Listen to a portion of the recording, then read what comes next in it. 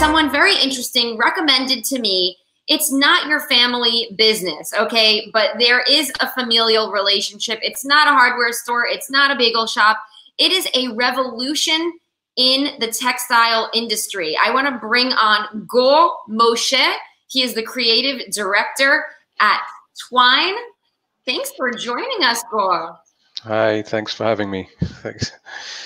Absolutely. Yeah. It was so great that you could make it. Yep. It's kind of last minute, but I'm happy to be here. Thank you. Yeah. Well, we say that we wait for important people. So thanks for being with us. No, it's fun. Company Twine, it's a family business. Before you start to tell us about how that happened, why don't you tell us a little bit about what your company does, and then you can tell us the beautiful story of how it got started. Okay, so, well, it's hard to talk about the technology without talking about how it started, but basically we've developed a digital thread dyeing or yarn dyeing technology. We take white polyester thread and we goes through our system and it dyes digitally in any color on any length that you need, and it comes out ready for use immediately for on-demand production. So you can use it for your embroidery, knitting, sewing applications. That is, in a nutshell, that's what we produce. So we have a system, let's call it a machine. You place your white, or sometimes you can even call it a raw thread, and it's perfect for brands and manufacturers of our garments. Our customers are more the manufacturers of our fashion and brands, fashion brands. So there's a lot that goes into this. I know that we talked about it. There's so much back and forth between the buyer, the shipper, the amount. So your company is really doing a lot of streamlining and making things a lot more efficient. Now, how exactly does a digital dye work? I had a lot of trouble conceptualizing what it means to turn a white piece of material into something that has color without using a traditional pigment. How does that work? So you can compare it to digital printing. Printing used to be a very conventional process, a very mechanical process. And then they turned it into a digital system, a digital printer that can take digital data and transfer that into the mixing of the different colored inks, the basic colors of the CMYK, and transfer that onto the material exactly and precisely. And you can only do that digitally. And so, yeah, so even the machine itself is receiving digital information on how much ink to impregnate the yarn fiber, and it's a combination of physics and chemistry, mechanics. So it's multi-disciplined kind of product. Let's call it that. Wow! So thanks for giving us that the color on the. Now you have a really beautiful story about how the company got started and about the name of the company. Can you tell us a little bit how that happened? Sure. So you mentioned it's a family kind of business. Well, that's how it started, you could say. It started, but since its founding 5 years ago, Twine has had quite a few large investors come in, so where the nature of the company has changed quite a bit. But it was founded by two brothers, twins, Alon and Erez, who happen to be my brothers as well. And so both come from the digital print industry.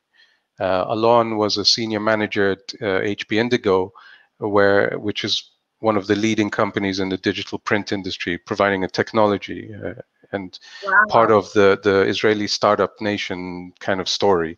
So was that the launch pad for him? Like, did that get the gears moving in his brain? Not quite. Yes, in terms of knowledge and experience. The idea came from Erez, who also used to have a digital print company, a successful one in Kenya.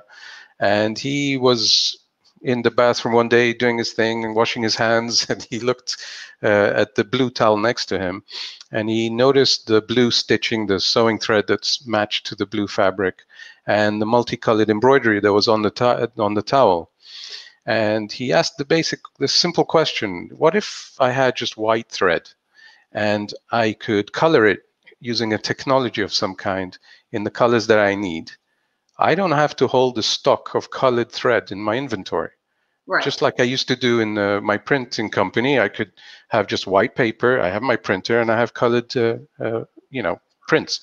Yeah. And so he raised this idea with Alon, his twin, and he actually brought it to mom as well and said, "What do you think about this?" And she makes bags at home. She makes You have to.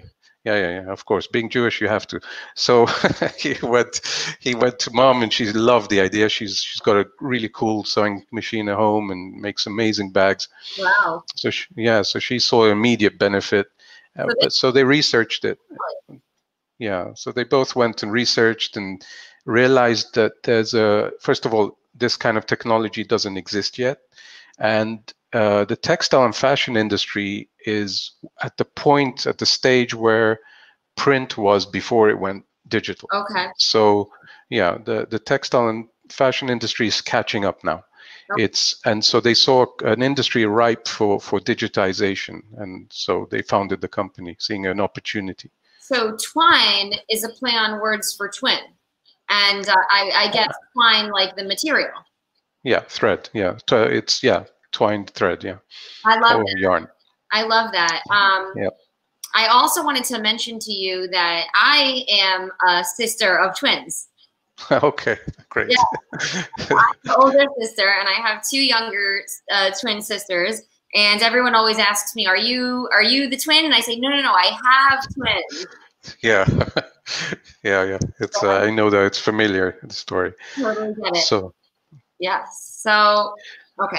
Now there was something interesting that you mentioned to me that really stood out in my mind, which was the environmental impact that the company, I should say, doesn't have. Can you tell us about that? Well, the environmental impact is actually combined with the financial benefit, or the environmental benefit that we bring is kind of comes together with the financial. So our technology, the major benefit right now is that we see is that we condense the time. We save a lot of time, and that in itself is an environmental impact, which I'll explain. The conventional process right now is that you dye tens or hundreds of kilos of thread in large vats filled with water at high pressure, high temperature, a lot of chemicals, a lot of toxins, which then get discharged back into the environment. A shirt like mine has 120 meters of thread, and you need a glass of clean water to dye just 120 meters of thread. Multiply that by billions of shirts and billions of garments we make every year. It's crazy numbers. So our process is waterless. So immediately, we're saving that. Wow. And yeah, so yeah, our process, we just have our inks. We've developed our own inks to work together with the what's happening mechanically in the system. And so we know exactly how much ink to put on the thread as it's passing through the system. Wow. Yeah, and the other benefit is that the fashion brands, when they start designing and developing a product, it takes a long time. They send their colors to their dye houses, to the thread suppliers. Those thread suppliers and dye houses send back thread that's supposed to be color matched. Often it's not color matched. It takes weeks, sometimes many weeks. And we can condense those weeks down to mere days or sometimes even hours. So it's a question of you just consider the logistics, you consider the carbon footprint, you don't need to transport anything, you just develop your product within a very short space of time, and off you go. You can start going to production. So I just for sampling a garment, I made a calculation. You have about 200 liters worth of water just from the sewing thread alone, we can save per sample of a garment. So it comes together. It's two cores that we are proud of, kind of. The hands wash each other. So I'm really impressed by this. I think that it's revolutionary and also just so efficient. Who are some of your clients that you work with? So we recently launched our first product about a year ago. And we've got 2 systems installed. One of the brand that I'm not allowed to name, I'm afraid. I would love to say the name. Yes, but they're in Europe, one of the brands that you'd immediately recognize. The first customer that went through our beta process with us is Delta Galil. They're an amazing company. Their R&D center is north of Israel. They are an big Israeli brand, but they're also a big international manufacturer. They're a $1.5 billion company, and they manufacture for all the leading brands like Nike, Under Armour, you name it. So they are already using the system to manufacture products, not just sampling. They're actually making batches of low volume batches. Okay. And we have also distributors now. We're building our distribution network in Europe. Okay. So we have 4 distributors in Europe that will have systems. 2 already have systems in place. And we're working on other, we're talking to a lot of very cool companies. Again, I'm not allowed to name them, but you'd recognize all of them. So it's exciting. Yeah. We recognize all of them. Okay, so I know you had to do a little bit of research for this one. Has your company broke even yet? Are you turning a profit? It's been about 5 years, is that right? Yeah, 5 years is very short. To launch a product is so basically, of course, we have a little bit of revenue because now we have systems in the market. But like I said, we just entered the market. We are still dependent on our investments. We have some amazing investors, and we're still dependent on that front. And we are actually entering another stage of investment. It'll take a little bit of time to get to a point where we can start building enough revenue to become independent on that front. So breaking even, no, I'm afraid not. But it's exciting. Yeah, we know where we want to go. Basically, it'll take a bit of time, but it's totally a process. Yeah. It's 5 years is a very short time to get to where we are now. It's amazing. And you have to, I'm sure, have a deep vision for that, so that you can stay on that path.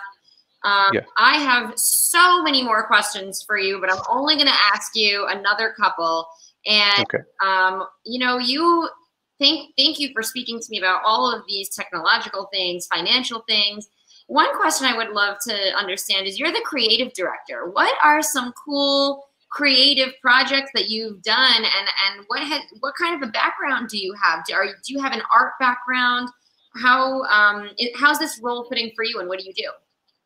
So for me personally, I come from the film and animation industry. My brothers needed film and animation to start off with, and they wanted to reduce costs, so they used their younger brother. But beyond that, we come from a family. My dad had his own family business. We all were coerced, let's put it that way, into working with him and in his factory. We're very business minded, so. The cool kind of projects is that it's easy for me to, first of all, talk to my brother and understand what he needs, but it's easy for me to understand creative generally. I've been trained in art and design, and so the designers, the tools actually that they're using now for the brands, even Delta Galil have now gone into 3D for designing their garments, and that's another great story. And so we can interface with that. And now, because I'm an animator, I understand 3D, and so it's just easy to communicate in this world now. It's great to be able to just kind of talk about the designs, talk about color with their designers and or any other brand's designers, and understand what their needs technically are. But at the end of the day, it has to look good, So communication is key. Marketing is key. Exactly. So, and it's all the same for me. It's all about communicating. It's all about creating a message. Our marketing department today, technology companies really do need creative people inside. it Yeah. helps a lot. And so I work hand in hand with with our marketing manager, and we're always looking at how do we create new videos, cool videos, new imagery, just constantly. Even I write some articles because I'm a bit of a writer, so it's quite exciting. Happy to hear that you are using all of your artistic skills. And I think that it's very true that in every industry now, art and content ideas, they're so, so important now more than ever. I first wanted to congratulate you on your partnership with with a company on the London Stock Exchange. That must be exciting for you. So Yeah. you can tell us the name of that company, and then the thing I would love for you to leave us off with is maybe a little bit of insight into what you think that the future looks like for digital dye. Yeah. So actually, those two questions, those 2 points come together because we had Coates, yeah, our strategic partner, one of our investors is called Coates. They're a public company on the London Stock Exchange, and or I think FTSE. Yeah. So and they are one of the leading, if not the global leader in thread supplying.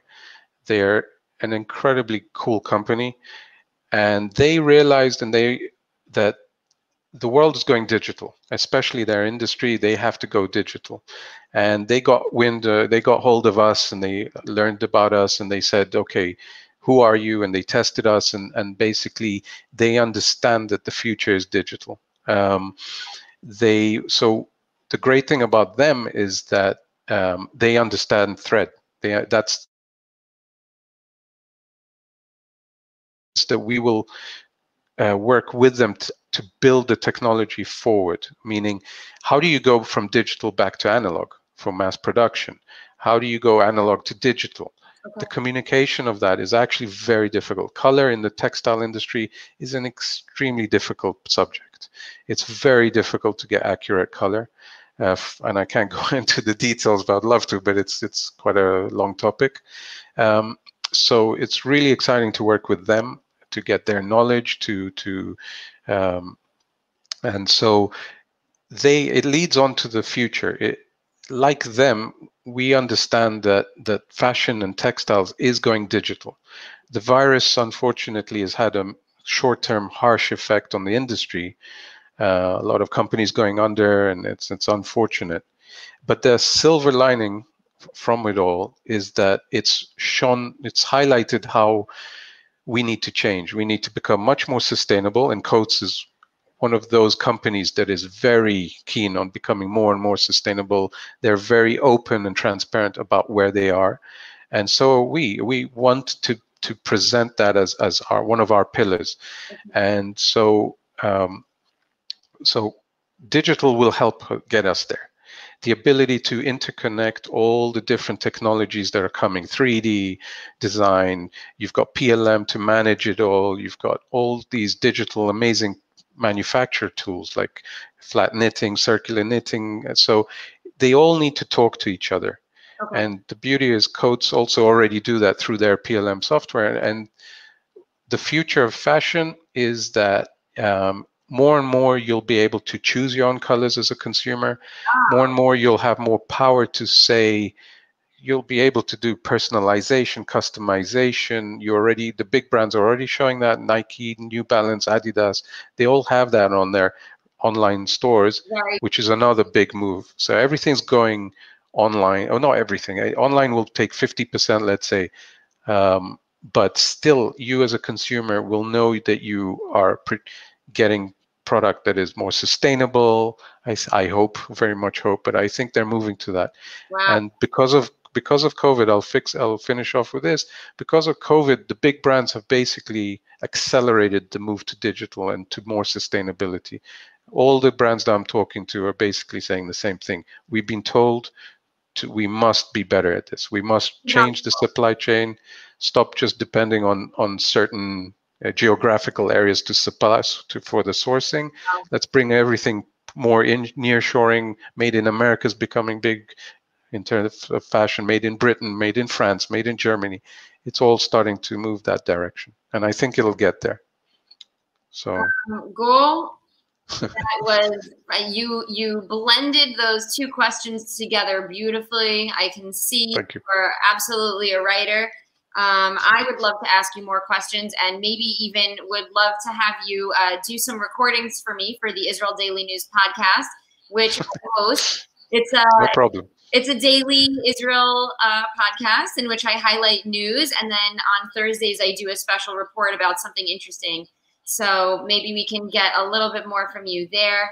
But thank you so much. Good luck to your company. We're with you. We're hoping that you rise to the top and get that revenue. Thank you very much. Thanks for having me. Thank you. And good luck as well. Yes, everyone. We're going to be back in just a moment.